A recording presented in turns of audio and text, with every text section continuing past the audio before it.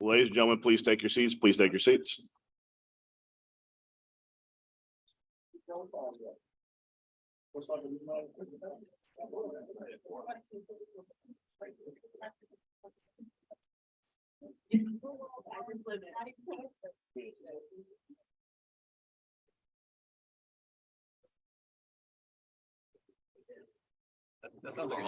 All right.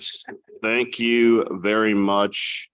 Why don't we start with the roll call and then we'll see that we don't have a quorum and get started. Oh, there you go. Chair Thomas present, Chair Morrell present, Chair Jeruso with the quorum present, Chair King, Mr. King present, Councilmember Moreno present. We have a quorum of both committees. Thank you. First up, with the approval of the minutes for December 6th Joint Utility Committee and Public Works Committee. Councilman Moreno moves to approve the minutes. Councilman Jeruso seconds. All in favor, say aye. Aye. Any opposed, nay. Minutes are approved unanimously. Now we go to the Sewage and Water Board reports. Introduce yourself. It's a joint committee meeting. Of course, our at-large members are always the conveners whenever they're part, especially of joint meetings. So you see, we're looking to see who to respond to. Just respond, our chair, council president. And yeah. As long as if you don't respond, then that's a problem. But go ahead. Well, good morning, and thank you for that clarification, Thomas, and good morning, everyone. And speaking to the mic, please. Always good to be here to have the opportunity to discuss with you successes and challenges of the utility. We do appreciate the agenda that we received from you, well structured, and obviously a good indicator of what this meeting will be about. We took it upon ourselves to put a presentation together that we believe will touch on each and every component on an item of the agenda. Obviously, we've created the presentation to flow and answer all these questions. I don't have to obviously tell you. Feel free to interrupt and ask any questions you may have. The one ask I have is that, we are given the opportunity to finish the presentation at one point because we believe that it has a lot of pertinent, relevant, the good, the bad, and the ugly. I mean, there's nothing, there's no agenda behind the agenda, but I think it will be very helpful if every item is covered. So I appreciate that. So with that, the agenda in front of you, basically a review of the 2022. In response to your request, we're going to touch on the annual financial report and a quick qualifier about that. This is the 2021 year comprehensive financial report that it was due back in June of 2022. So it's somewhat of an old information. Nonetheless, it's information that is consistent with what the annual report timing looks like for any public entity. We'll cover the fourth quarter summary and talk about priorities and opportunities, challenges, and obviously as always, we welcome your feedback and your assistance. And at the end of the day, we're hoping that we can come to terms on some solutions to obviously some common problems that we're sharing. So with that, the first slide, I want to take opportunity to talk about our team. Obviously, we've been working very hard for the last couple of years, building a leadership team that helped move the utility forward. The two key additions to our team is Steve Nelson, who's the deputy GSO, has taken on one major challenge in terms of networks, response, scheduling, customer service. And we believe that we have already seen significant improvements, and we can show numbers in a minute. And earlier this morning, I know Councilman King was at our board of directors meeting, and he acknowledged the improvement that Steve has brought on to that space. Also wanted to introduce Ed Sutherland, who is a new addition in terms of he's the chief audit executive. That's position has been been worked on for about over 2 years plus, and finally we brought somebody on to bring obviously more accountability to our utility. This position reports directly to the board of directors, has empowerment to audit and investigate anything about our utility. And we think that self-policing mechanism is going to help us get ahead of any other outside auditing that may take place. Next, we're going to talk a little bit about a couple major initiatives, nothing new to you, but we think it's worthy of talking a little bit about that and providing updates. The first one is the power complex. Many of you obviously have been a part of the success of this project, through encouragement, support, and obviously financial funding. And so with that, we're going to talk a little bit about the energy piece as part of that complex. The substation work is progressing very nicely. As of January, Entergy had finished driving all the piles that they need for their project. They're in the midst now of constructing the concrete pads and the foundation for the substation. So they're well on track to deliver their project in second quarter of 2024. Our piece is a little bit more complex and involved and has many moving parts. As you know, we have the frequency changers, the turbines, and utility racks, and many other components. We are also on track. The funding is in place, and we're confident that we're going to continue to move forward. We started the pile driving for our utility rack about a week or so ago, and that sets in motion basically the rest of the pile driving. It was a test pile, and it teaches us a lot of things about the environment we're going to be driving piles in. And again, very exciting milestone in terms of the project, and we're progressing very nicely in that regard. Mr. Chair, may I ask 2 questions here? Thank you. Ghassan, All chairs says yes. all chair, I just like asking. You follow rules or bad things happen. For the substation, I think all of us obviously are thinking about hurricane season, and this will be, knock on wood, the last hurricane season that we're not relying on this outside generation.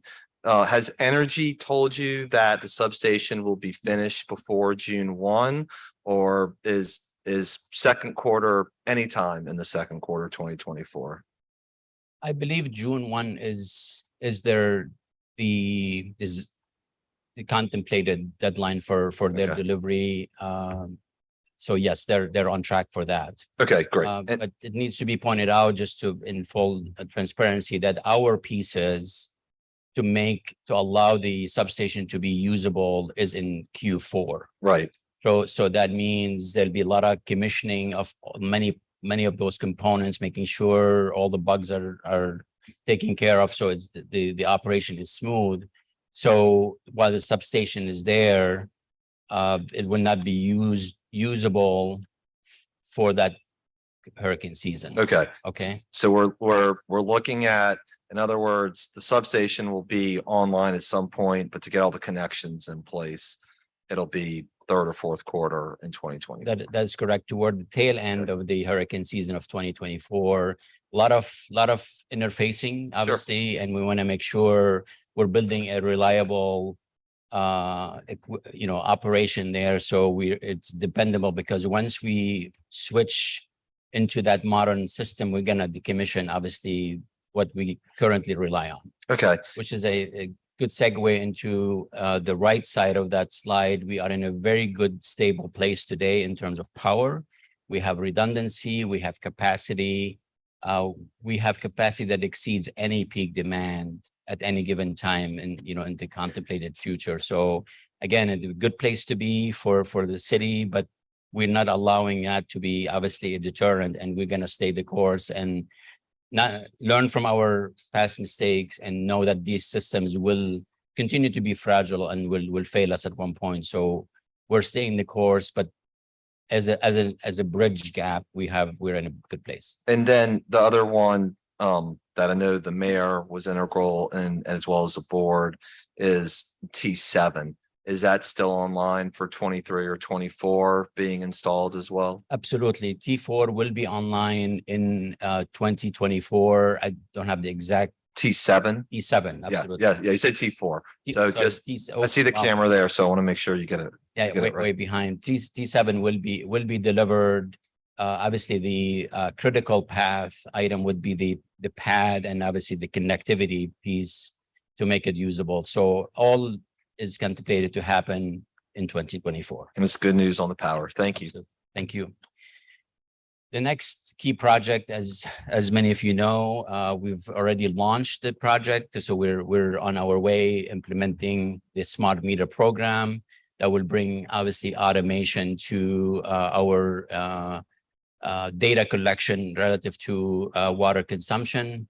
We're on track with that project. It's a 3-year project, which obviously is very reasonable for a project this scale. The one key feature about this project and how we're approaching it is it's going to be a phased approach.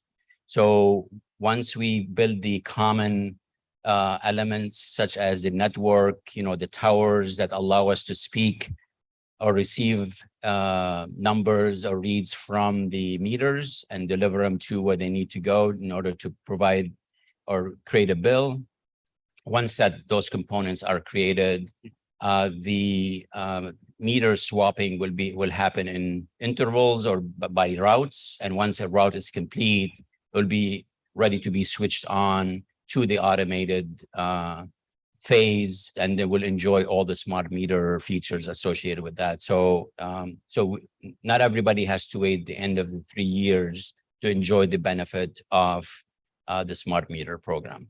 That's very crucial. So it could be as early, obviously, as first quarter of 2024. We'll have a robust communication program associated with that, so people know when we're coming, what we're doing, and why. One thing that we will be talking about in a minute in future slides is a new regulation associated with that came from EPA that defines what a service interruption means, and we'll spend some time and we'll talk about how it will, I'm going to say, impact this program and the progress, but we will not allow it to slow it down. It's going to require more logistical efforts and money, but our goal is to interface it and marry those two processes together as to not delay any of the delivery of this project. Next slide. I'm proud to show that in 2022 we had 0 citywide precautionary boil water advisories. We had few here and there that were very isolated and mostly due to incidents that involving maybe hitting a contractor, hitting a water main, a driver hitting a hydrant, and what have you. But outside that, we've had 0, and that didn't happen by accident. That's due to the fact that we have 2 water hammer or water towers that are in place and serving their purpose. And in 2022, we also finished a key project in the Claiborne pumping station where we replaced 4 pumps that provide drinking water or potable water into the system. So those 4 out of 8 are brand new. They're obviously reliable. They have variable speed ability. So if one goes down for whatever reason, one of the 3 can be adjusted to provide more flow to compensate for any loss associated with any incidents. A huge project, significant, and we're about to finish the restoration on Claiborne and have a ribbon cutting, which we hope that many of you can join us and celebrate that milestone project. We're a three water services. So one of the things, obviously, key service we do is wastewater collection and treatment. We've had significant issues due to the Ida hurricane situation, and we've received $11 million in funding to allow us to put the plant on the East Bank back in operation. We've had damages to the generator. We had damages to the incinerator, which is a key step in the treatment portion of the plant. So that's back fully operational, and we'll share. We just received confirmation that we will receive $38 million from the LDEQ to help us not only restore but remove and replace old pieces of equipment to put that plant in much better place. So about 28 million are going to the East Bank and 10 million going to the West Bank. And then on the right, just stats to bring context to the volume of drinking water that we produce every year, associated with a lot of quality control and measures that allow us to bring safe drinking water to our consumer. I know this is of an interest to many of you, especially Councilman Thomas. Canal cleaning and maintenance, we've obviously elevated that issue and made significant improvements. We've increased capacity in-house, as well as bringing outside contractors to aid us in maintaining a steady schedule to maintain canals. So we are on a monthly basis providing a specific set of mowings split between our crews and the contractor crews. So we believe we're doing well, and obviously that's a schedule that's subject to be likely to be adjusted based on weather conditions, whether it's warmer, wetter, whatever the case may be. Chairman Morrell, if you don't mind, I think the adjustment ought to be happening already, especially given the weather patterns, unpredictability. I don't know if you can use the same old seasonal patterns that you used in the past, because our weather patterns are different. You know, we experience different types of weather events now. But you mentioned that this is important to me, but it's actually important to the entire city. One of the things we've noticed in the Morrison Canal and many of the canals is that, and first of all, thank you guys. I think the level of communication, I actually saw a guy cleaning and cutting the Dwyer Canal this morning who was actually picking up the trash, which is what they weren't always doing.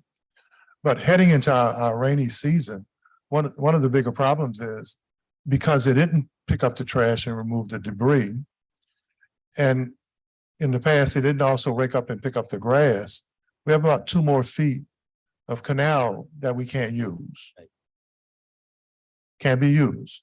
So when you talk about storing water and water retainage, if those canals were cleaned right, if they were dredged, so we don't have to have an extreme weather event. We can have a major rain like what happened over off Morrison, near the Kenilworth area, where the rain, it overflowed in that part of the canal and water got into people's driveways and homes. So what kind of provisions are we taking now? Because we can cut the grass better now. You guys, Service Department of Maintenance is doing better now, but we still have another foot of potential storage space in this city with millions of gallons of water that, given the unpredictability of weather events, it would be the natural place to store the water, but it can't go there. What provisions are we taking for that, as well as add into this? I know you guys may not be responsible for the mattresses and some of the stuff that's dumped, but can't you pick it up or remove it while you're out there with your crews? Is there something we can do to adjust so that while your crews are there, they could remove that stuff so it doesn't wind up taking away water storage space? Absolutely. So I'm going to take the last question first. I believe there is coordination that happens between our crews and the city crews. So at least, sanitation relative to maybe piling up some of the Coordination or cooperation? I'm sorry? Coordination or cooperation? Coordination and We can have coordination, but it doesn't mean We got a lot of coordination, but cooperation. Yeah, cooperation, meaning that sanitation will actually respond Okay. to our piles and pick them up before they get redistributed and fall back in the canal. So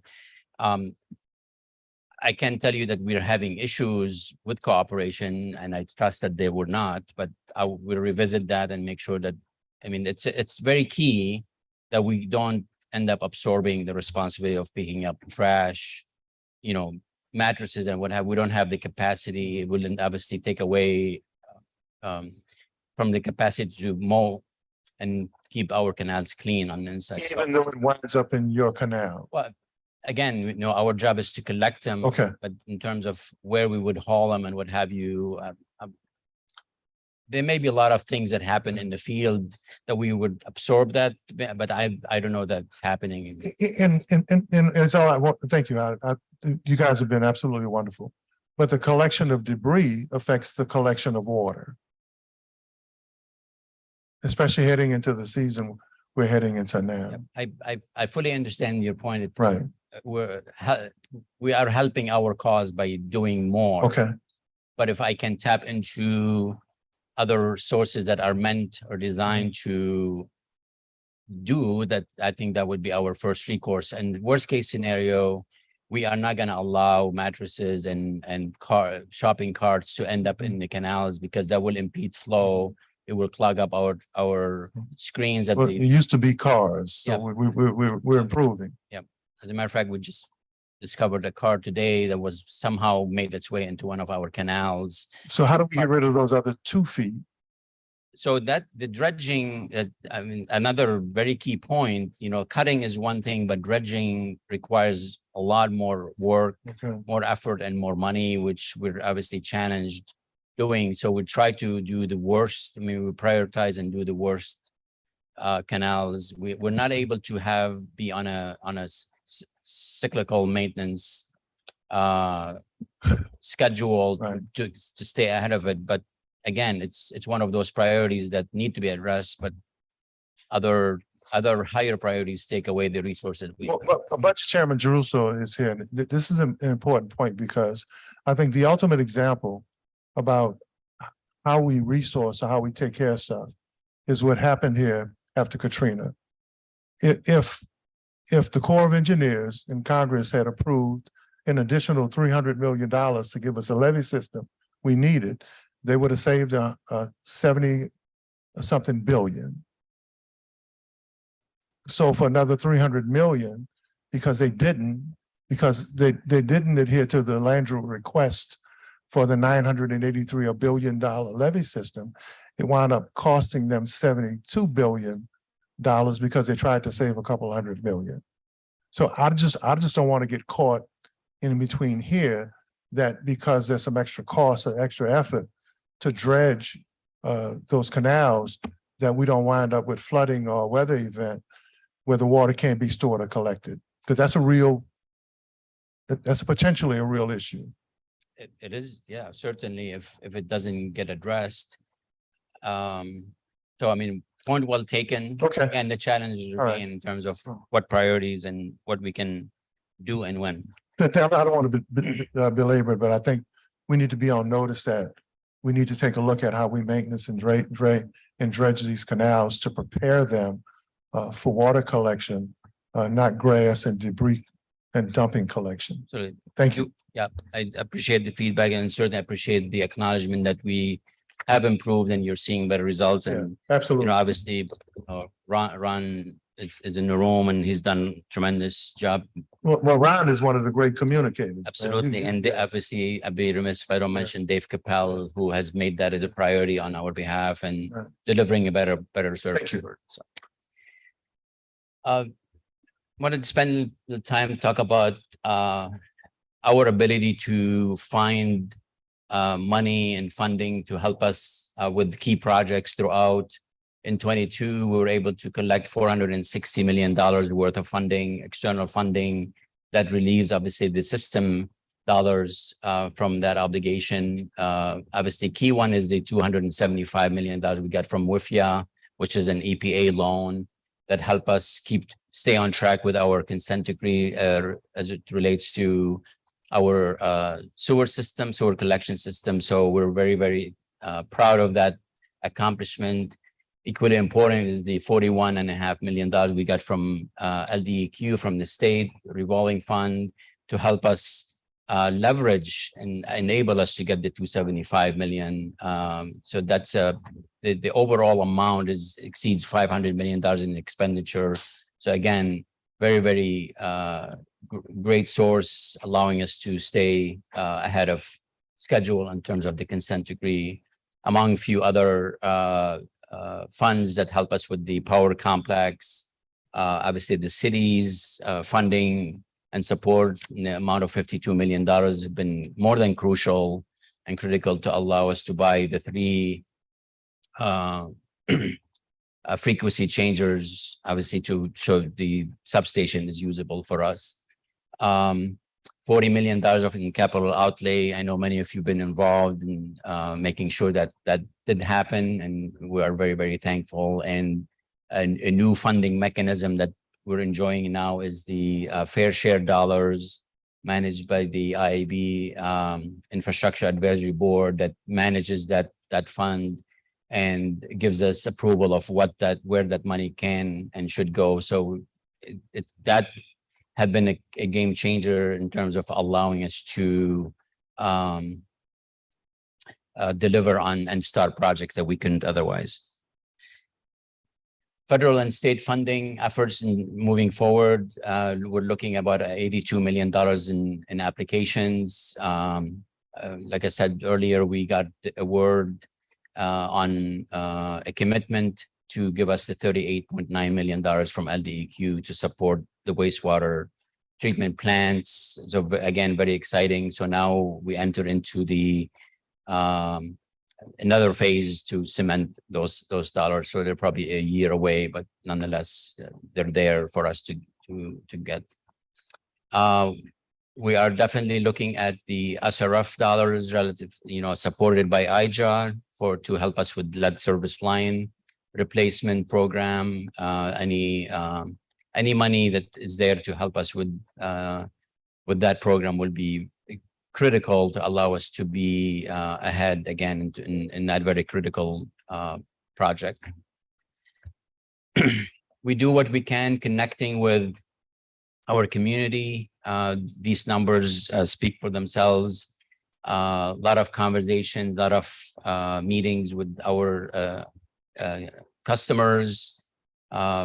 We don't waste one opportunity to communicate and share the successes and the challenges and hear from our customers. So that's an ongoing commitment that we have. It's very worthy to point out. In 2022, the city hosted one of the largest water industry conference in America, and it brought about 20,000 attendees.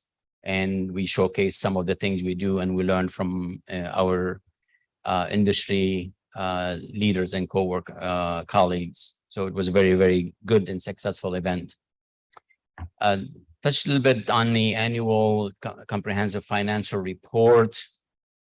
It's very good to share with you that report was done and submitted on time, and also worthy of mentioning that we had no significant findings found in an audit. That's a very significant accomplishment for our utility, having experienced several audits with significant findings in the past. Those have been cleaned up, and an independent auditor found our books clean, and again, with no concerns.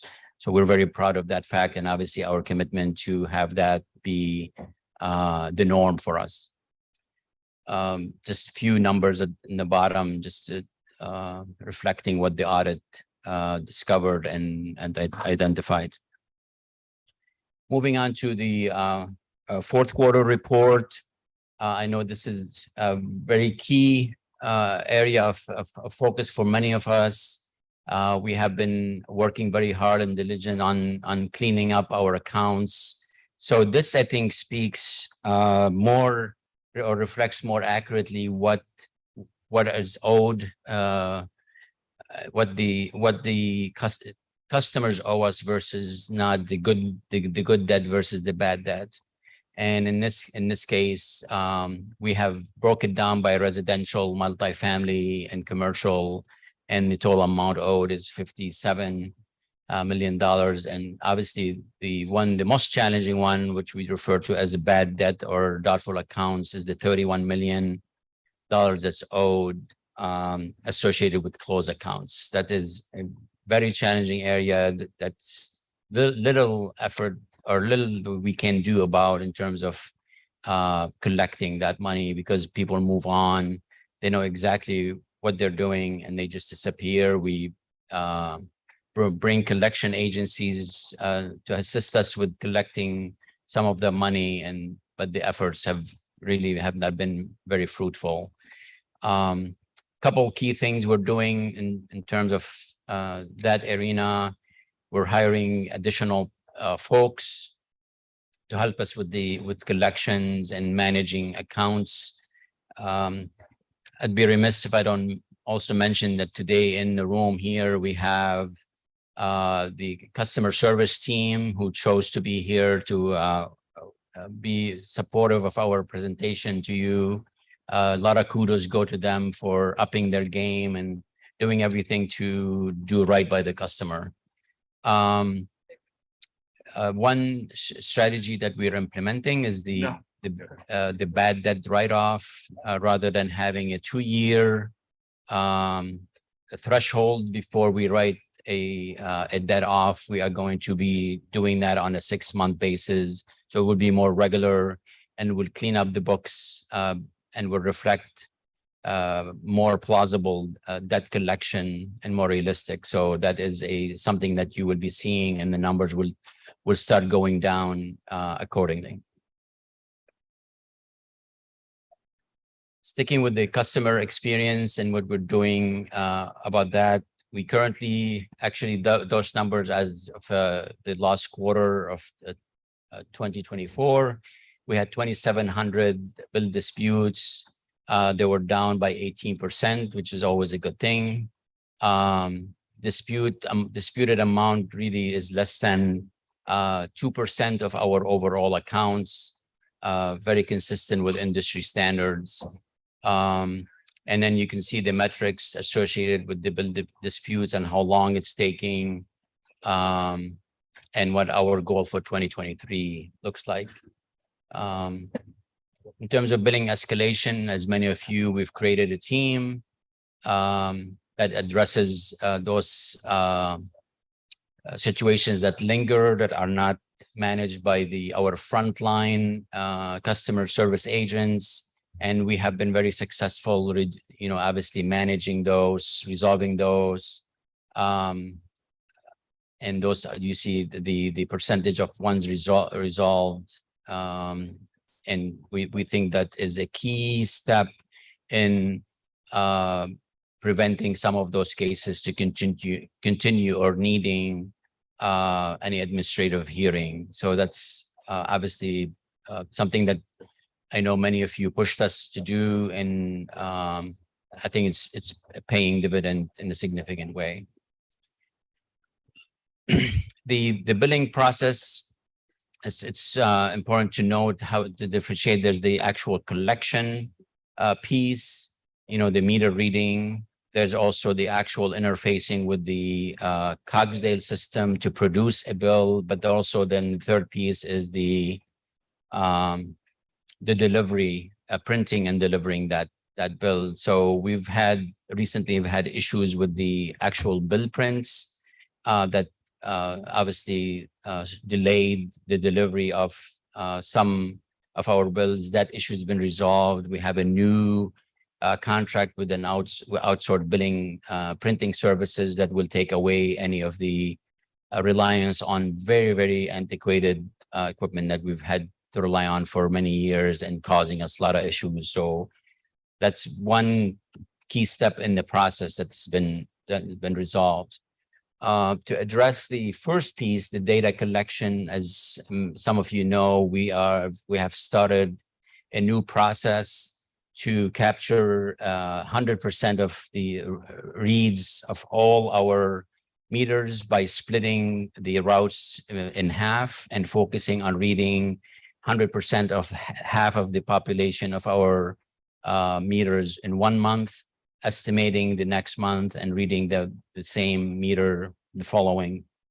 And we started that approach in November. So now we have 4 month worth of experience, resulting in 2 reads for each of the meters, which obviously brings more current, more solid numbers, allowing us to adjust the way we calculate future estimates until obviously the smart meter program is fully implemented. So we are at 95% actually reading of the all of our meters. So again, huge improvement in comparison to past practices that range between 60 and 80%. Moving on to field repairs, which again is a key focus of ours. Again, you know, with the addition of our deputy GSO, it's been focus of ours. We've made huge improvements in that arena. As of this morning, we had replaced 457 locations throughout the city in January and February alone. So that is happening because we're increasing our ability. You know, I'm getting a little bit ahead of myself. That's next slide. So if you can go to that and then come back. Yep. I'm so excited about sharing that data with you. 457 locations in January and February alone. That's happening because we're increasing or enhancing our own crews capacity, adding more equipment, more people, but we're also brought on 2 contractors to obviously supplement our capacity, and that has proven very, very effective. And we're going to continue to do that. What you see on that graph on the left is that we are going to maintain the pace of the same numbers I just shared with you moving forward, regardless of the work order numbers, whether they come high or come low. We're going to maintain that pace, which will allow us to eat away from the backlog that exists. Okay, Mr. Corbin, I have questions about the service cuts and water leaks. So my first question is, why is it so much easier for the Sewer and Water Board to excavate a street and fix a water leak than it is to come back and repair the service cut that's made? I mean, the honest answer is that because it's a priority for us to fix what's happening on the ground. If it's a water main leak, obviously that's where the resources that we have is going. So to fix repair the streets right away, that's money and time and effort that is taken away from the crews to do the next water main repair. So because of that, we're focusing on increasing the capacity of our pavement replacement or pavement repairs and adding those 2 additional contractors to allow us to stay at par basically with the amount of excavation we're making. And so we want to equalize it so we stay right ahead. Can you walk me through the paving process? I mean, so you can ride with me anytime you want down Barone Street. Barone and Washington, there was a service cut, and now that service cut has grown into the pavement falling away on either side. Cars have to slow down and stop. If you go on towards Barone, towards Martin's Wine Cellar, there's another giant service cut where cars during Mardi Gras literally were backing down the street because they couldn't get through the pothole created by the service cut. And again, these are not cuts that have been there for a month or 2 months. They're service cuts that have been there for a year, 2 years, and cars are getting torn up. The pavement is deteriorating around them. So again, your crews come in and they fix the water leak or they run a line for a service cut, but then the pavement just doesn't go back on the street. I just don't really understand how that happens. I totally understand your point. You know, my charge initially was maybe it became unrealistic given the capacity and the resources is if you fix something today, no more than 3 weeks later, that payment has to be restored. I mean, you have to allow that the backfill to settle and all that. So when you put a new pavement, it stays there, it doesn't go down. Well, when you have 3,000 locations that as a backlog that exists, and then you're creating tens and hundreds of them on regular basis in response to making repairs, you're just behind the 8 ball on constantly. That's, but I believe focusing on the improvements we're making and the numbers that we're seeing, that issue is going to be diminished. I mean, there's no way around it. I mean, we're seeing the benefits already. The city, I haven't seen the benefits. I mean, I'm going to be honest with you. I haven't seen the benefits. You drive around the city and there are service cuts. There are areas where, because there's a service cut made, people have to drive up on the sidewalk. Again, cars are bottoming out. Cars will not pass through certain areas. And so how are you prioritizing the really bad service cuts? great question. And again, it segues in one of the things that we're doing in partnership with the city by bringing $8.3 million to help us attack the backlog that exists, right? Those that 1-year-old situations that require attention. And but again, So is the priority based on severity? Is it based on the time the cut was made? I mean, is a crew going out and riding the roads to see, okay, a service cut was made. This is really bad here. We should prioritize that. Or are you relying on customers or my office, our office is calling you and saying, this is a really bad service cut. Cars cannot traverse the street. You need to fix it. yep. So we proactively have site visits, identifying the locations. And the age is a big driver in terms of what is getting done. The severity, if it's like you described it, where it's preventing traffic from driving, at minimum, that should be addressed with gravel to make it flat and safe. I mean, at minimum before, unless we can pave and get it done. I mean, I'm with you 100%, just, Okay. you know. Do you have a list? I mean, are you and DPW working from a list, Yes, a priority list? yes, and yes. That is based on age, but also severity or just age? I'm gonna say age, which corresponds with severity. Typically, the older it stays neglected, the worse it gets. But let me. So we have 400 identified locations that a contract is currently working on. Happy to share that list with you. Thank you. We have 800 or 850 new ones that will be bid shortly by the city. Those have been identified as well. I know Steve is working very closely with DPW to make sure those will get done. We're giving the contractor as short of a allowable time to perform that task. So we're hopeful. I mean, I'm not sugarcoating, I'm not over promising. I honestly believe that between the city's effort of touching 1,200 locations, hopefully some of them are our own, and we'll double check. Steve is here and I'm sure he's taking notes. We respond to any calls, any emails, and though you shouldn't be the one telling us, but obviously that's a source that's helpful in terms of the severity and what's challenging you. So I think we have been very responsive to those for the most part. And with our crews increasing in capacity and the 2 contractors, so now we have 3 contractors and our own crews just touching as many of those locations as possible. So logically, we are going to be in a better place every month we move forward. So Matthew, who's here from my office, gets the calls from constituents, gets the calls from me because I often ride the city and say there's a service cut. Is there a reliable list where we are able to ask you to give us a timeline, a reliable timeline on when a particular service cut or issue is going to be repaired? the simple answer is yes. Okay. With qualifier that it's not an actual date, maybe a week or 2, a period of time. So I can tell you, we'll give you the 400 locations. We can, the contractor is just reporting to us what they're doing, or to DPW. So we're in turn getting that report. We can share that with you. I'd like that. Everybody. I've been asking Steve to, once we are confident of the locations, to start sending all of you a list of accomplished, on bi-weekly or monthly basis, because you need to know what have we done, what we haven't done.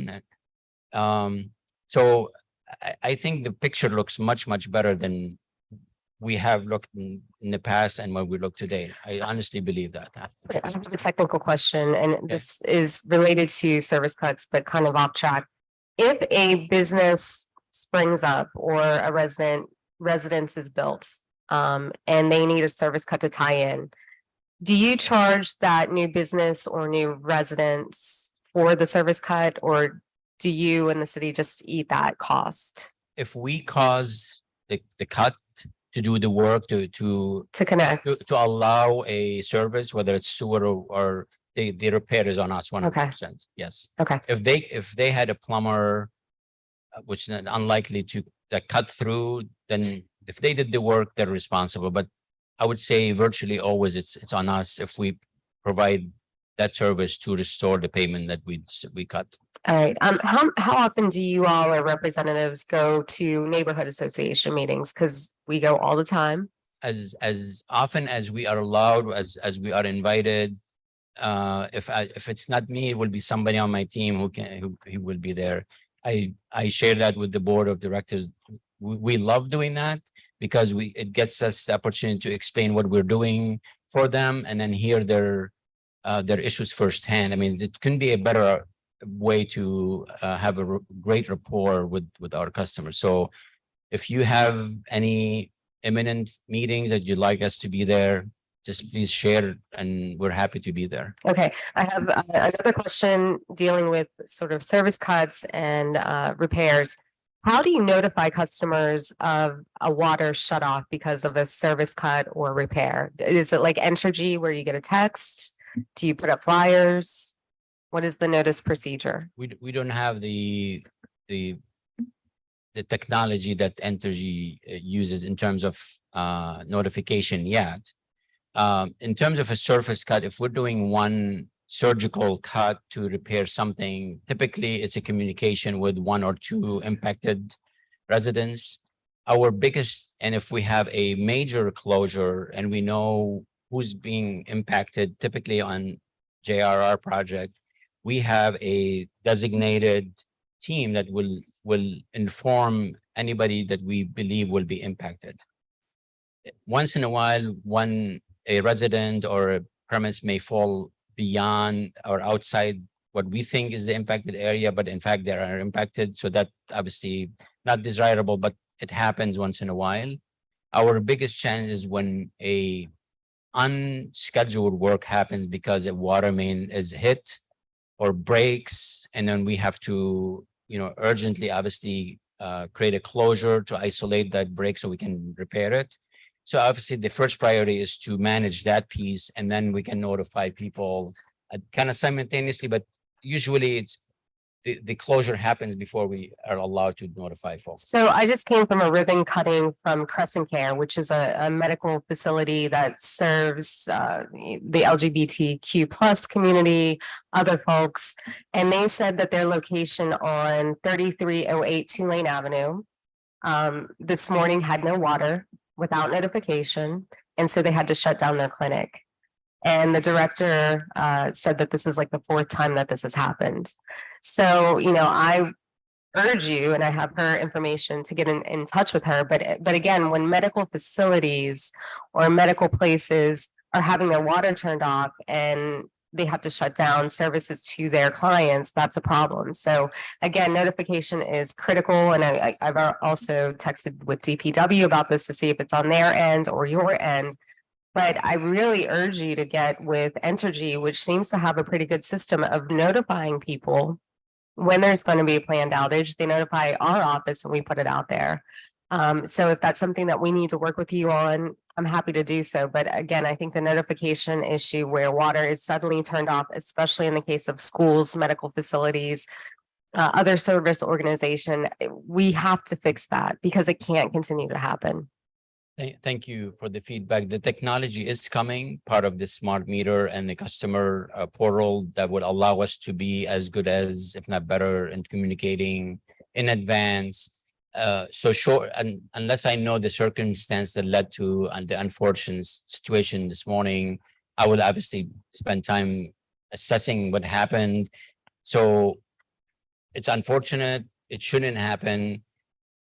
Likely it happened because something unplanned, like such a water main failure. And then I mean, I hope it wasn't a water main failure 4 times, right? I mean, this has happened not just this one time, but she said 4 times before I mean, where the water has been shut off. But I'm sure you'll investigate it and you can get back to me and I'll get back to her. and I would hope that, you know, when you hear something like that, you would immediately, I mean, again, I'm I am. certainly, yeah. I literally just came from And, there. and I trust we are very responsive to these urgent matters. And I know if I'm not there, Ron is there, Steve is there. I mean, we have a team that back each other up, and, you know, we want to be as responsive as we can. So I appreciate the feedback. All right, moving on to 2023 opportunities and challenges. Want to highlight the fact that you know, we've made power a main focus of ours a couple of years ago, and we're obviously successfully progressing and improving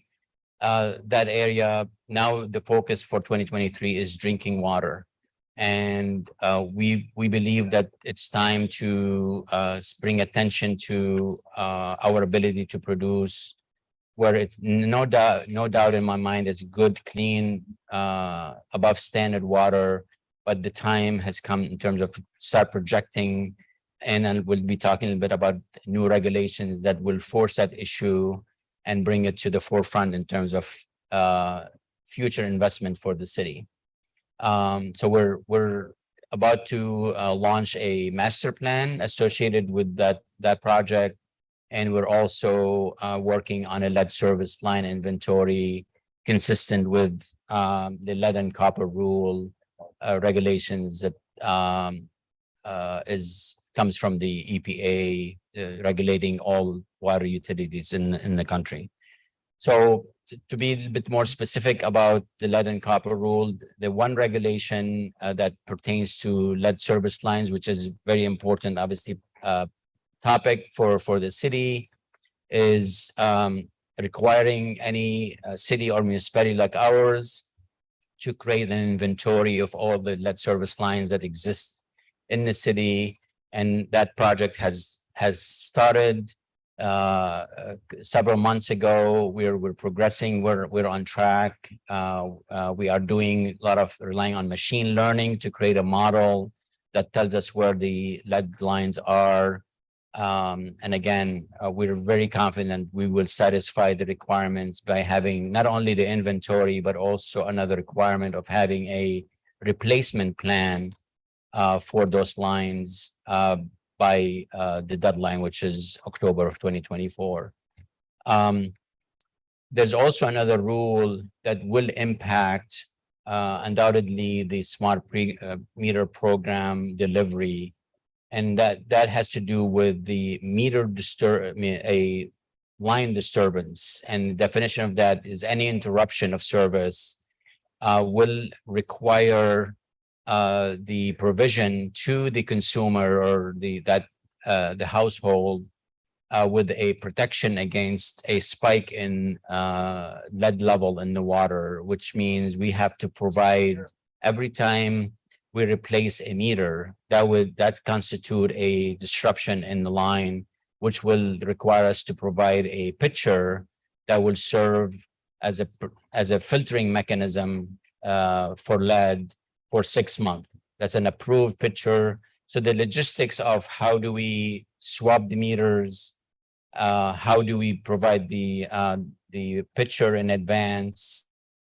Obviously, it's a new requirement. We are the first city who is abiding by that requirement. Replacing 140,000 meters is a daunting task alone, but the challenge is going to be costly, and obviously our goal is to do that without impacting the projected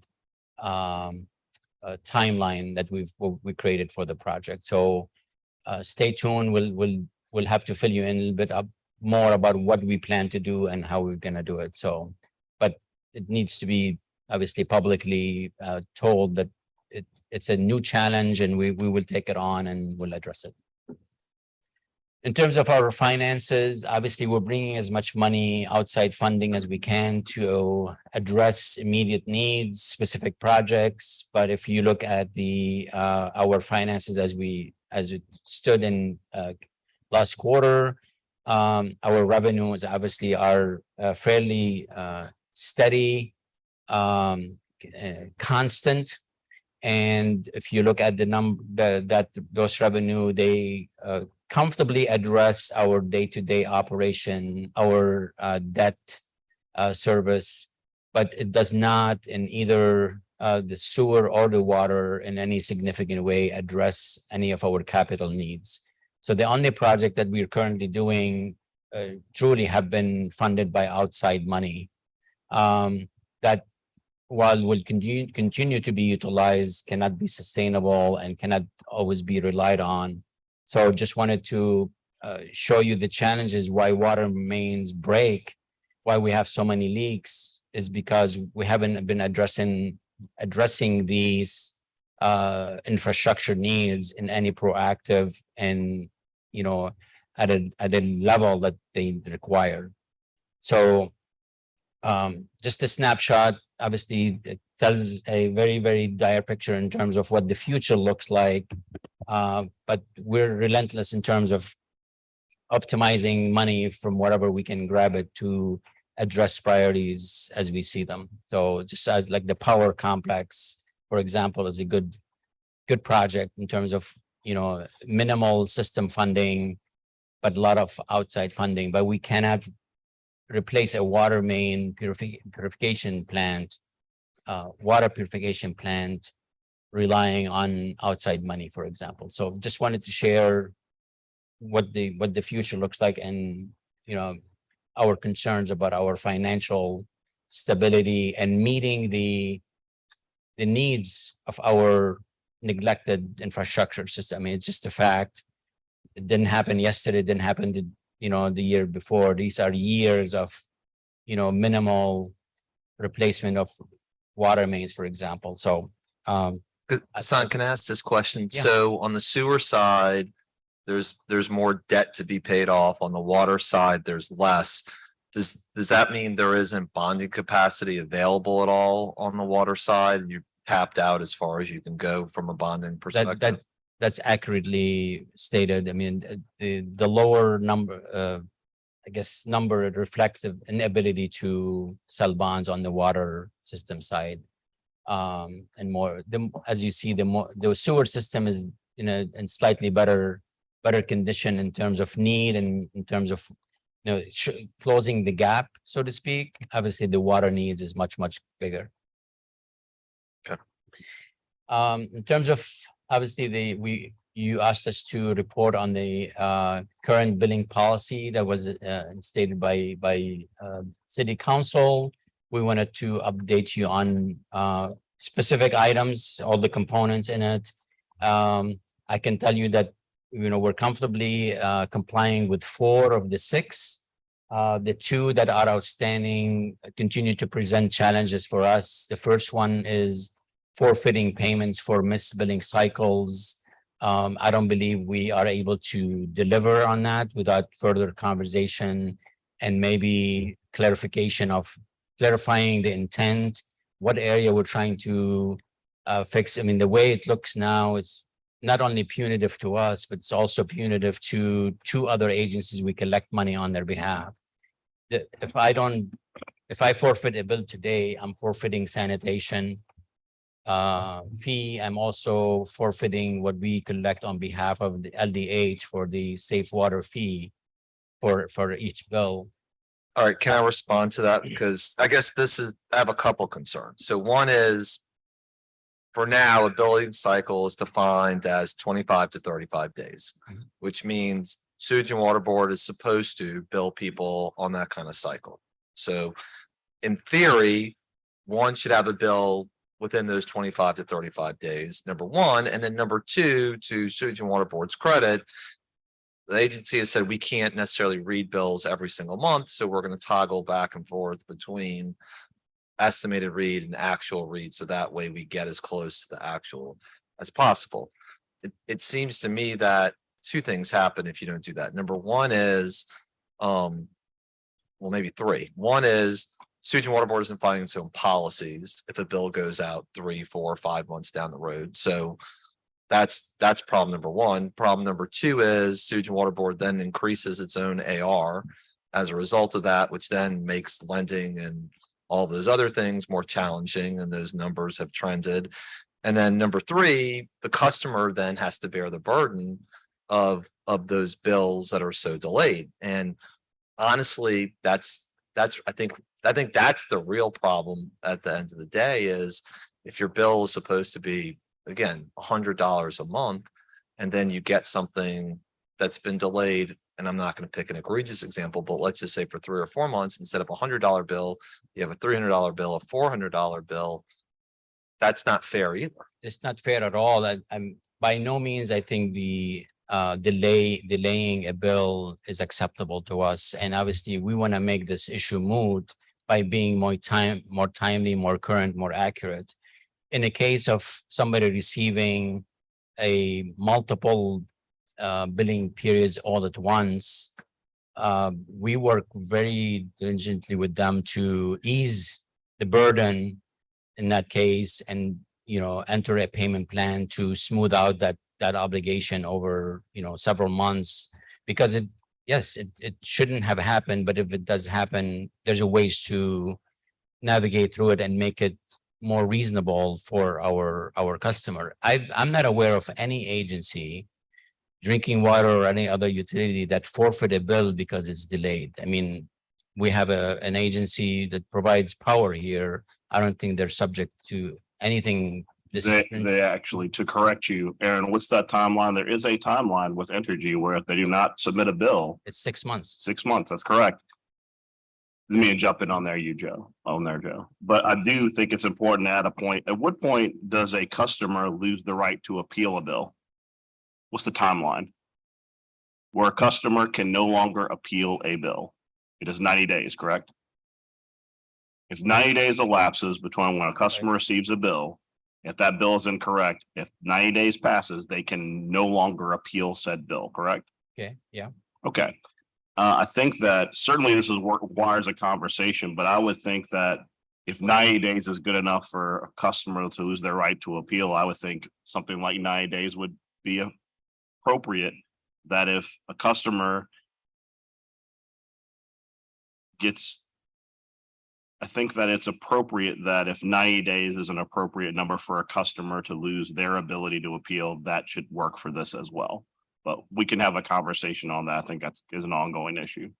Absolutely. And I think that's why we put under the notice, and the notes is requires additional conversation to bring clarity of what issue you're trying to solve, so we can do it together, right? I mean, it's broad, again, it's punitive.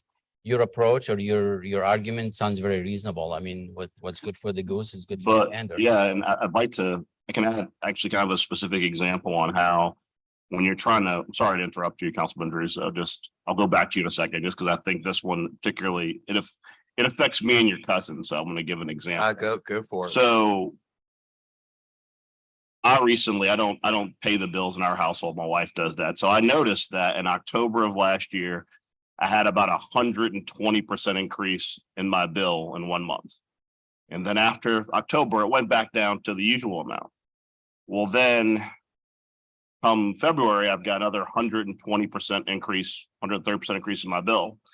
And obviously, I have lost the right to appeal on the October bill because 90 days has elapsed since that bill has gone out. But what I find interesting is that when you have these large hiccups and these windows, in my opinion, looking at those bills, and I told my wife she'll have to appeal our bills because obviously that's not something I probably should be doing, but it kind of shows, even if you're using the logic that Sewage and Water Board is alternating months, reading my bill and not reading it. I don't have a pool. I don't have a bunch of hoses that have burst. I have had my plumbing check recently. There really is no logic why I have two spiked bills. And if anything, it kind of shows a pattern that every couple of months, randomly my bill gets spiked. it troubles me that whenever we have these meetings, and I appreciate today more than previously, you're kind of acknowledging that billing is still an issue, but it troubles me that we always have this conversation of nothing to see here, move along on billing, and yet all my district council members in particular continue to be inundated with billing issues on almost a daily basis. And I think that once we are able to get the entire appeals process up on billing, once people feel like there is a final third party, non-interested party involved in final resolution, there might be some ability for us to show that there's some fundamental fairness in the process. But it's just very interesting to me because, like many customers, I went outside to check where my meter is and it's still apparently under several feet of dirt. But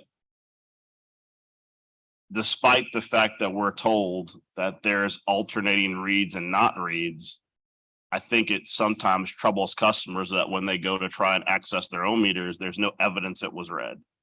And I think that that's something that probably needs to be part of a conversation. And even it would be even helpful if the sewage and water board left a tag on your door saying your meter was read this month, or something that showed a person was on premises. Because other than billing telling us you're reading every other month, there really is no guarantee other than your word that that happened. And I think that if you want to rebuild trust with the public, that there was a physical person on site.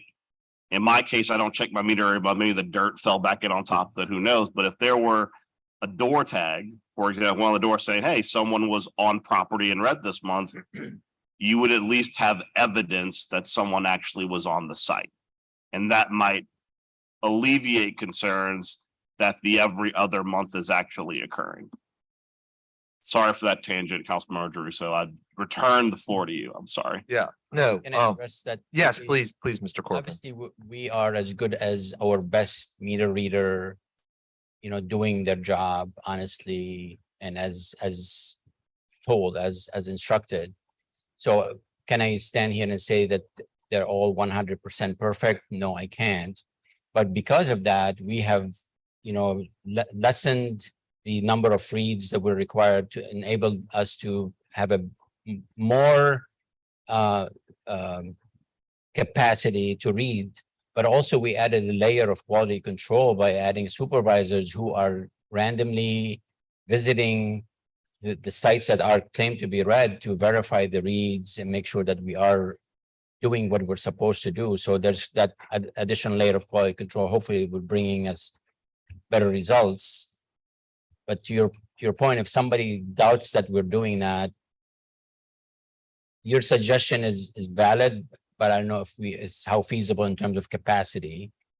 But it will be considered, don't get me wrong. And we'll see what we can do in terms of proving, maybe taking it, whatever. I mean, I don't want to get ahead of myself here, but maybe taking a picture, or because the goal is to gain the confidence. I mean, that's number one goal for us, and get more accurate reads. And that's why we're relying on this new approach. So maybe 2 more months we'll have 3 reads and we'll assess that. Obviously, I encourage you, no matter who you are, if you think you have an issue with the bill, reach out. I mean, either the 52 water or escalation team, or I'm here. I get calls and texts from people randomly as well. So that I've never not acknowledged that billing is number one issue for us. Never been satisfied with where we are since day one on this job. So, and we'll continue to address it until it's solved. I don't want to continue to belabor this unnecessarily, but let me give you just another example. Mhm. Customers set up on automatic withdrawal. Mhm.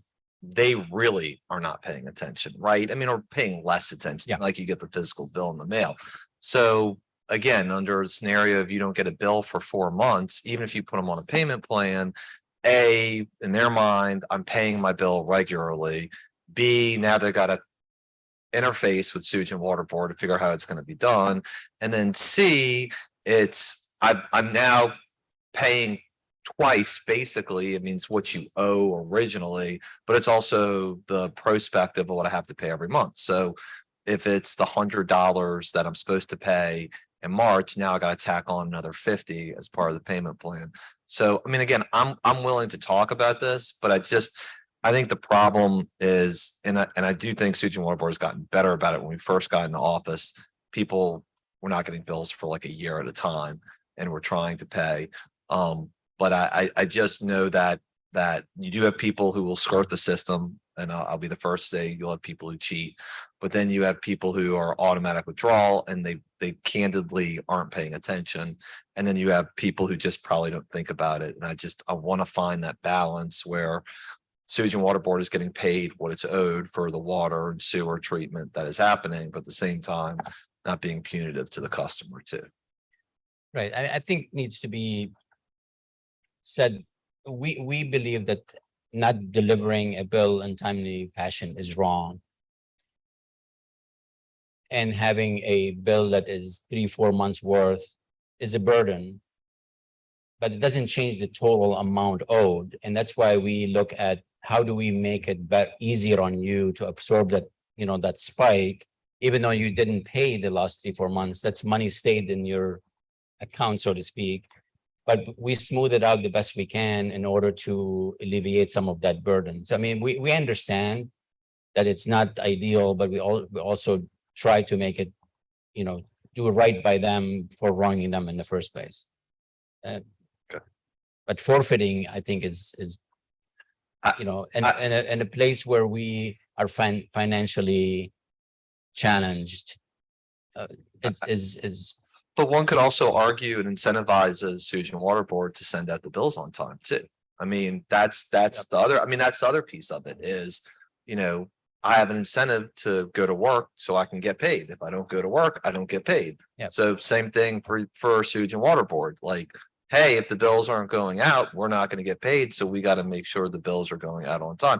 And look, Gassan, I understand there will not be 100% perfection. I think we all understand that. I mean, I don't think it's fair for anybody to demand that.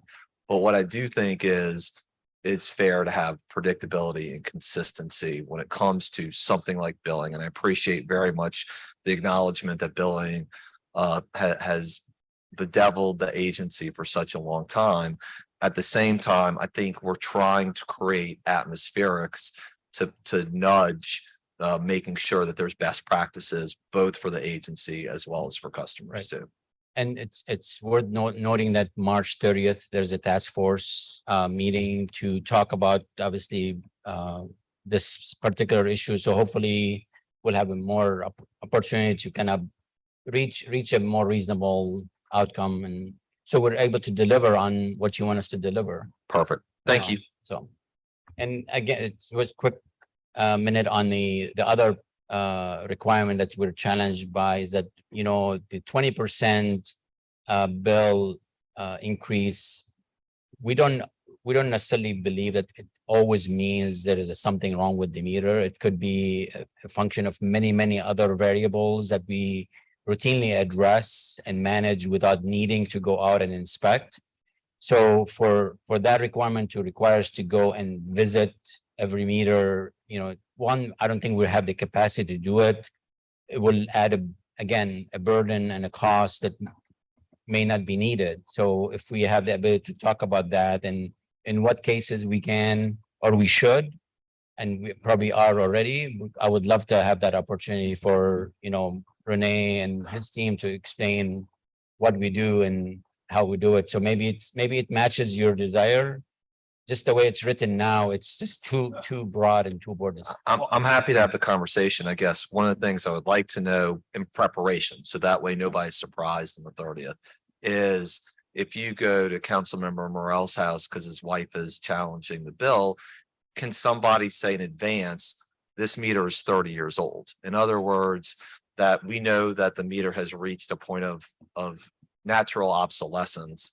And so more likely than not, we need to make that part of the regime. I think that has to be part of the equation here too, is there's a difference between the meter was installed 3 years ago and functionally there shouldn't be a problem versus something that's 25 or 30 years old that absolutely. Well, I'd also like to add, I understand that this reminds me of the negotiation we had at the state legislature regarding how we were going to phase in property taxes. I think if the 20% seems to be arbitrary, well, what should that percentage be? I mean, I would argue that as a council that's responsible to ratepayers, who at some point you guys are likely going to want a rate increase at some point, there has to be some assurance that somebody is going to check the till if someone has a bill that's spiked by over 50%. Or I mean, I would challenge you, come back with what that number is that we can agree on as an amount where it's like something could be wrong here. Because I'll tell you, for example, if somebody gets a bill spike of 100% in a single month, unless that person has a pool or is turning on their hoses constantly or has several leaking toilets, it would not only potentially avoid a billing dispute if sewage and water board comes back and there's a 100% spike on a bill and they double check it and it's correct, and you notify a customer, which Entergy does do, to say, hey, this bill spiked pretty tremendously, you should check your pipes. Not only will that avoid them possibly challenging the bill in its face, you build a little goodwill from a customer who, I mean, customers don't read their own meters. I mean, at least, and hopefully, like you said, when we go to automated meters, you will have the same functionality that people do have with their energy meter. But right now, they're literally relying upon sewage and water board to tell them what their amount of usage is. Absolutely. And if they know in real time, because you see a huge variation, that you are trying to be helpful as an agency, saying, hey, your bill really went up a lot, you got to check your pipes, rather than waiting 3 months down the line when they have 3 bills that have gone up from 100 to 150 to 200%. And now they're in a complex billing dispute with you, where both sides are trying to figure out who owes the debt for this obvious issue, whether it's on your side or their side. If together you identify in month 1, this was a huge variation, then it can be addressed on the front end before it evolves into something else. Yep, I totally agree. And I assure you the smart meter program will bring all these features. We'll have a leak detection. So an alert will go to you through the customer portal telling you that there's a spike in consumption. I Or- appreciate yeah. that, but we have to triage because smart meters are 2025. Oh, So absolutely. I mean, so I think we have to, I mean, smart meters, hopefully when implemented, will address a lot of these issues, but for people who are trying to keep their water on, we have to address those issues now. I fully agree, and I hear it loud and clear, and we'll bring a number that we think is more reasonable for the 30th. All right, thank you. This slide just briefly show our notification to our customers about the new appeals process and administration hearing, just to demonstrate that we are complying and we're Oh, I apologize. Councilman Thomas had a question. I didn't see him. Thank you. No, let him move on. I'll ask mine at the end. Okay. Thank you. I think you guys covered some of this stuff I Thank was you. concerned about. And the last slide I have today is to talk about administrative hearings. Our administrative hearings, you know, we are averaging 158 of them on monthly basis. 70% of those are getting adjusted, and we're hoping, obviously, our goal is to reduce the need for hearings, whether it's ours or yours, by having the escalation team led by very, very diligent and dedicated people to resolve on the front end, to again reduce the angst that our customers going through, and wanted to make sure that there's knowledge of the fact that 100% of the final judgments are adhered to, with some caveats in terms of validating a decision. If a new meter that has to be installed, we just have to kind of do a couple reads before the decision is final. So again, we're adhering to the decisions by an independent hearing officers. So that concludes my presentation. And I'm happy to answer any questions. Thank you for your presentation. You know, we talked earlier about it. I think each council member, thank you guys for some of the gains and successes that you are having. And it's obvious that you're having some success now. because of communication and being proactive, proactivity, right? One of the things that, for the life of me, I don't understand, especially when we engage with critical agencies, is that even if you look at, we're the legislative branch of government, right? I know the press and folk want us to get involved in administrative stuff, but when you read the charter, it's really not our job. Budgeting, amending the budget, appropriation, land use, zoning. And then the other thing even with our employees, with part-time, we have 5, 6 people, and every now and then you pick up a volunteer and an intern. So that it's literally impossible for the city council to actually be the clearing agency and the compiler of complaints, and even the keeper of the results, right?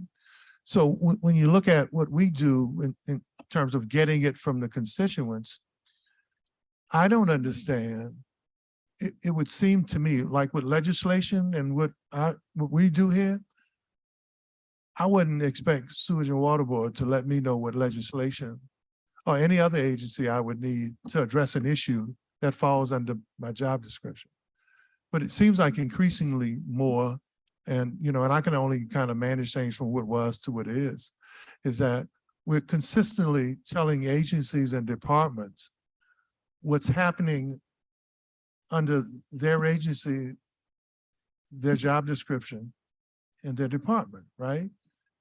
Because amongst 100,000 of employees, then why do we constantly have to say there's a canal, grass not being cut, a service cut that still exists, some barrels and cones that have been by the same service cut for a year and a half?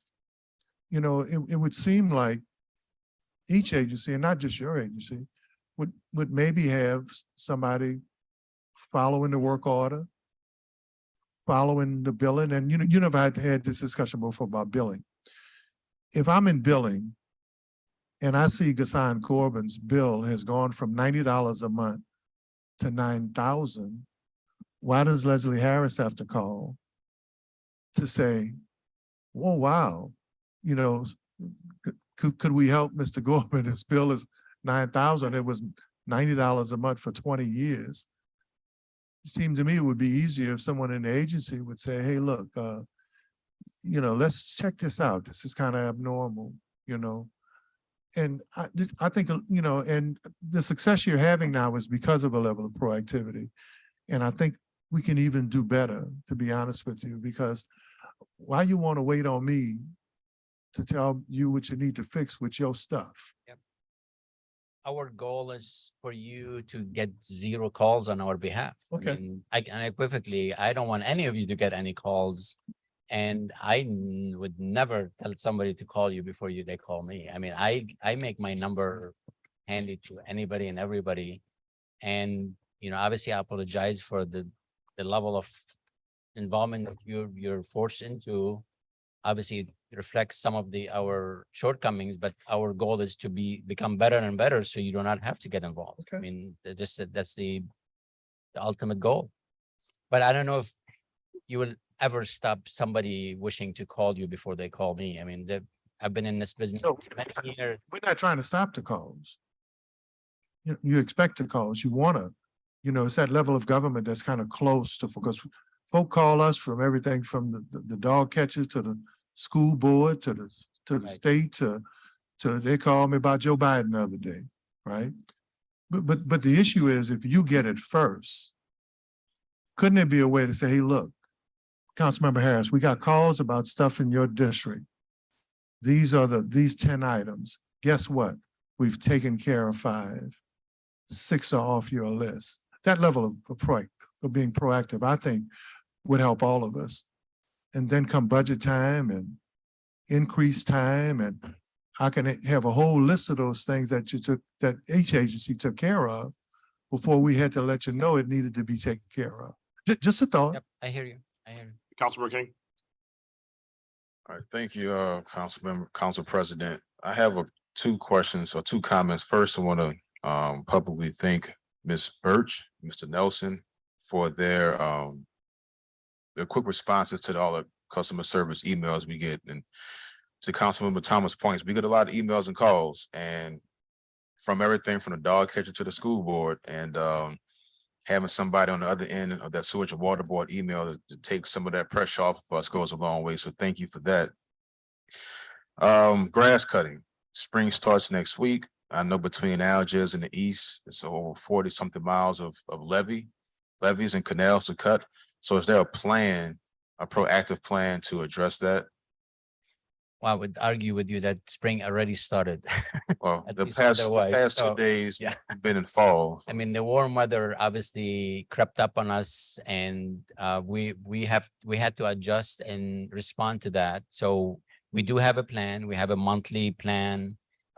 We will share. I think we sent you the presentation, so you will have a slide showing you how many cuts we have and how many canals. And so if you have a specific canal that you want to know exactly when, we're happy to provide that for you. But this chart will show you exactly how many cuts by our crews and how many cuts will be done by a contractor on monthly basis from now till things maybe change where it would require an adjustment in the plan. Well, those are one of the things we often get calls about, the grass being cut along the canals, along the levee. And when you say switch and water board to the constituent, just call the council and they'll take care of it. So that's why I'm asking. We want to kind of get ahead of those phone calls. STRs, I know it's not a short-term rental meeting, but that's the hot topic for this city. I've been talking to Entergy about and safety and permits about pulling power meters from those bad actors. I'd like to also get sewage and water board involved. Maybe something we all can look at of cutting the power off, not the power, the water off for those bad actors. So you can't have a STR illegal if you don't have water or electricity going to that STR. So I'm gonna send you an email along with leadership at Entergy, and maybe you all could put your heads together and figure out something that you all can do to help us out. Does that sound like something that you can do? Certainly open to help in that matter. We'll have to consult with our special counsel as to the legality of that. And there's a way that we can play a role positively. We're happy to do so. Okay. All right. And lastly, what is the DB participation for the smart reader program? I don't know if offhand, but our desired goal is 35. That's where we start. That's our baseline, and we have been very successful achieving that repeatedly throughout. I don't know the exact number. I suspect it is close to 35. We do have local installers that would be helping with the installation of smart meters. So I suspect we'll be delivering that number once the project is completed. All right. Well, that's all my questions. You're gonna report back on that, right? Absolutely. Happy to. We have no further council comment. Mr. Morgan, you had some comments you want to make from the audience?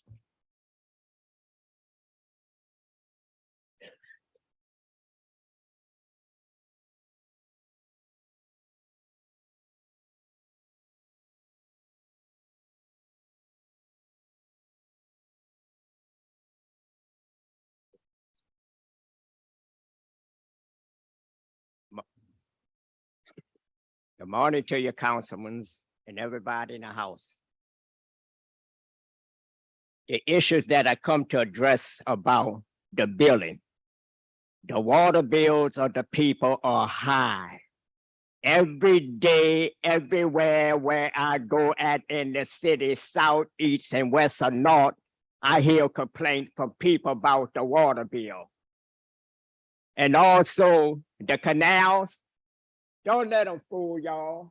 They think y'all stupid because the reason is you could go to Broad Street drainage system by Dillon, and the bottom of those water gates are rusting and deteriorating. You got weeds growing in the canal. You got the greed growing in the canal. It's a damn shame. And also, they talk about the drainage system. When Colbert first came here, he hyped up the drainage system of the street. All right, they did it. But go look at them now. Nobody maintained those drains. The drains is the same like he came here, because you know why? They got the money and they did the work and they don't keep it. They get money from our water fields from that street. And then you talk about the meters. Yeah. Those meters, what they want to install on meters like energy put on. Anytime something on the public, it's in their benefit. Those meters, California cities, cause cancer. And those meters run in their benefit to generate the highest price they can from the people they can. Through the water bowl is not to be trusted. And I'm gonna tell you why. Anytime the president of Suja Water Bowl gave Colbert the rights to do what he wanted to do, he took advantage of it. And the reason why I say he took advantage of it, how he gave himself a $57,000 raise and then turn around and be on the clock when one of the storms came here and generated $5,000. A person who did that, he's not to be trusted, because you know why? His greed is about $1, and his greed is about everything he could get from New Orleans he can before he leave here, because he's padding his future for to be taken care of well off of the New Orleans expense. And what I often wonder about him, it must have not been too pleasant nights of where he came from in order to run his game on the city that he done. And I look at this list here, and I wonder how many people on his Suja Water leadership team is from the city. I wonder, because I know one thing, if they're not from the city, they don't have the city in the best interest. And the reason is that they're only looking out for themselves and they're not to be entrusted. And I say that smart meter system, don't let it go through.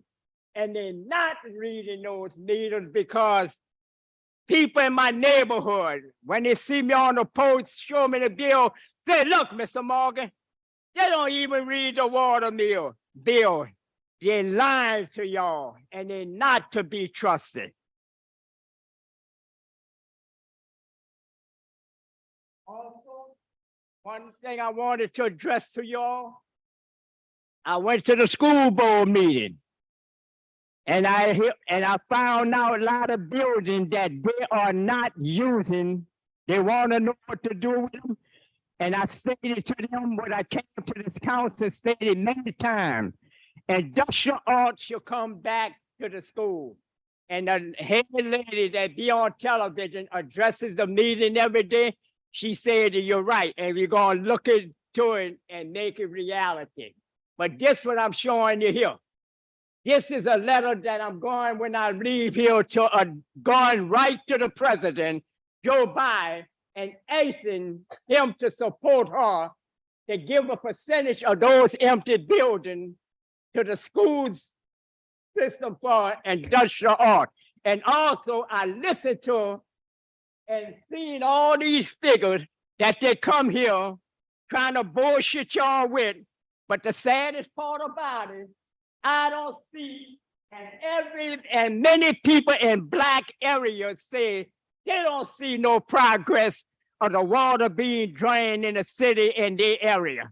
They don't see what's being done, but yet they're paying for it. It's on their bill. And I'm going to draw up a letter, and I'm going to send it to Joe Biden and let him know how Georgia Water Board is ripping the city, and I'm gonna ask the president a question, and maybe that he could give me that answer. How is it that a director could give himself a $57,000 raise and be on a time clock and generate $5,000? And I wants to know. Thank you very much for your time. Thank you, Mr. Morgan. Mr. King, you have another question? This is old. This is old. All right. We have covered all the items on the agenda. Many of the items 4 and 5 were covered inside of the Sewage and Water Board presentation. So at this time, we have covered all items in the meeting. I will entertain a motion to adjourn. All right, moved by Councilmember Thomas, seconded by Councilmember King. Please vote your machines.